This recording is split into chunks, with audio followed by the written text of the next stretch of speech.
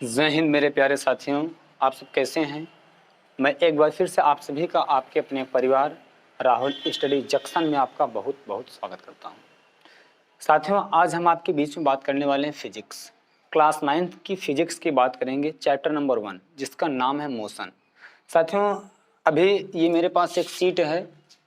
अब आज हम इसी सीट को हल करेंगे। इसमें जो सारे क्वेश्चन दिए गए हैं, हालांकि कुल क्वेश्चन इसमें 12-15 प्रश्न हैं, लेकिन अगर हम एक ही वीडियो में बनाएंगे तो वीडियो बहुत लंबा हो जाएगा। तो हम इसे क्या करते हैं, सबसे पहले देखते हैं जो बहुविकल्पी है छोड़ देते हैं। हम शुरुआत करते हैं कहाँ से, दीर्घ उत्तरीय प्रश्न व आंकिक प्रश्न से। ठीक है ना साथियों। चलिए देखिए, जैसा कि क्वेश्चन में पहला दिया है दीर्घ उत्तरी का पहला शब्द, ध्यान से समझना मेरी बात को। क्या कह रहा है कि गति के समीकरण की व्युत्पत्ति कीजिए। आप जानते हैं कि जो गति का समीकरण होता है 3 समीकरण होता है। पहला हमारा कौन सा होता है भैया, पहला हमारा क्या हो, यहाँ पर लिख रहे हैं, ठीक है। पहला हमारा क्या होता है, v बराबर u प्लस ए टी। दूसरा समीकरण क्या होता है, v स्क्वायर, दूसरा होता है साथियों यस बराबर U T plus 1/2 A T का होल स्क्वायर, यही होता है। तीसरा समीकरण प्यारे होता है v स्क्वायर बराबर यू स्क्वायर प्लस 2as। यही 3 समीकरण है। क्या वीडियो दिखाई दे रहा है? ठीक है साथियों, थोड़ा सा दिख नहीं रहा है, यहाँ लिख दिए हैं। चलिए थोड़ा सा आगे कर दे रहे हैं, हम यहाँ लिख दे रहे हैं। ठीक है, क्या लिख रहे हैं, v बराबर u प्लस ए टी। अगला है क्या, यस बराबर U T plus 1/2 A T का होल स्क्वायर। अगला है v स्क्वायर बराबर यू स्क्वायर प्लस 2as। यही हमें 3 समीकरण सिद्ध करना है। ठीक है साथियों। चलिए सबसे पहले अगर हम मान लेते हैं, अगर हम पहले समीकरण की बात करें, क्या, गति का प्रथम समीकरण, क्या, गति का प्रथम समीकरण। ठीक है साथियों, अगर हम गति के प्रथम समीकरण की बात करें तो आप जानते हैं कि प्रथम समीकरण क्या होता है। हम अगर कहें भैया त्वरण किसे कहते हैं, क्या, त्वरण, त्वरण को कहते हैं एक्सेलरेशन। तो आप कहेंगे कि वेग परिवर्तन बटे समय अंतराल को त्वरण कहा जाता है। ठीक है साथियों, मैंने क्या कहा, वेग परिवर्तन, वेग परिवर्तन बटे समय अंतराल को ही त्वरण कहा जाता है। क्या, समय अंतराल को त्वरण कहा जाता है कि नहीं, इतनी बात समझ रहे हैं।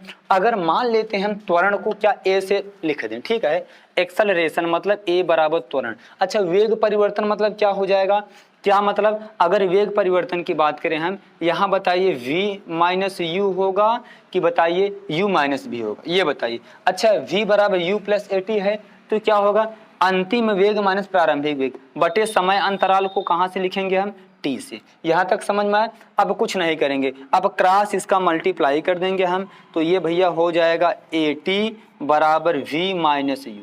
अच्छा, ए टी ऐसे रहेगा, अब ये माइनस इधर आएगा, प्लस होगा कि नहीं, बराबर क्या हो जाएगा v। अच्छा, इसे हम लिख सकते हैं क्या, v बराबर ए टी प्लस यू, या लिख सकते हैं v बराबर u प्लस ए टी। बोलो कहीं आपको समस्या हुआ, समझ में? यही तो हमें प्रूव करना था, बोलो हाँ या ना, यही मुझे सिद्ध करना था, अब आपका आ गया। ठीक है, ये गति का प्रथम समीकरण है, छाप लीजिए तब तक इतना।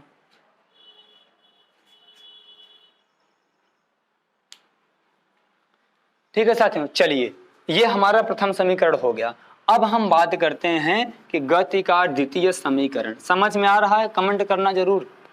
चलिए अब हम गति के द्वितीय समीकरण की बात करेंगे, मतलब गति का सेकंड समीकरण क्या है, इसे हम कैसे प्रूव करेंगे आप। अच्छा ये बताइए, अगर हम सेकंड समीकरण की बात करें, सेकंड समीकरण की बात करें तो आप क्या जानते हैं मेरे प्यारे कि चाल बराबर दूरी बटे समय। बोलो हाँ या ना, चाल बराबर दूरी बटे समय, speed is equal to distance upon time, मतलब चाल बराबर दूरी बटा समय होता है कि नहीं।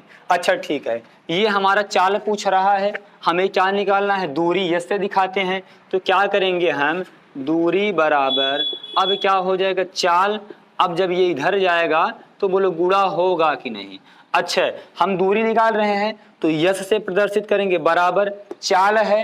अच्छा, चाल का मतलब क्या होता है, v प्लस यू अपान 2 होता है कि नहीं। क्योंकि अंतिम वेग प्लस प्रारंभिक वेग अपान 2 यही तो चाल होता है, गुणे हमारा समय कितना हो जाएगा t। यहां तक कोई समस्या आपको? चलिए s इज इक्वल टू, अच्छा यहाँ पर u दिया है कि v है? v, और v का मान भाई साहब यहाँ हमें दिया है, बहुत बढ़िया। तो क्या लिख सकते हैं? u प्लस ए टी लिख सकते हैं कि नहीं? मतलब इसके स्थान पर हम क्या लिख सकते हैं? u प्लस ए टी, और प्लस क्या है? u हवाई करा, ब्रैकेट बंद, मल्टीप्लाई t अपान कितना हो जाएगा? 2। बोलो यहाँ तक किसी को समस्या? अच्छा यस बराबर क्या हो जाएगा? u कितना हो जाएगा?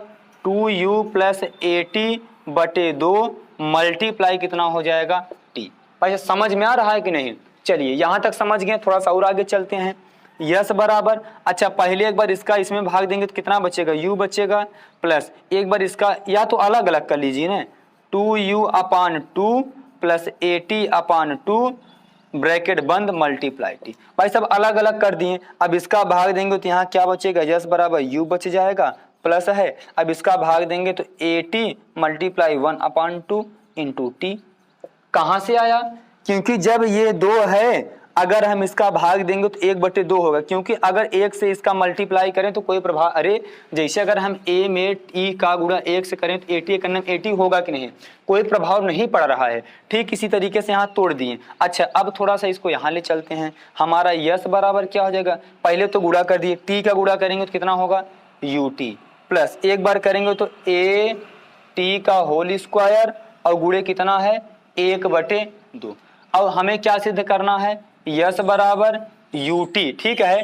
अब ये मल्टीप्लाई में यहाँ है कि नहीं? अब ये मल्टीप्लाई में है, तो ये बताइए हम इसे आगे नहीं लिख सकते थे भैया? जो 1/2 लिखे हैं, अगर भाग देंगे तो हम यहाँ 1/2 हो जाएगा।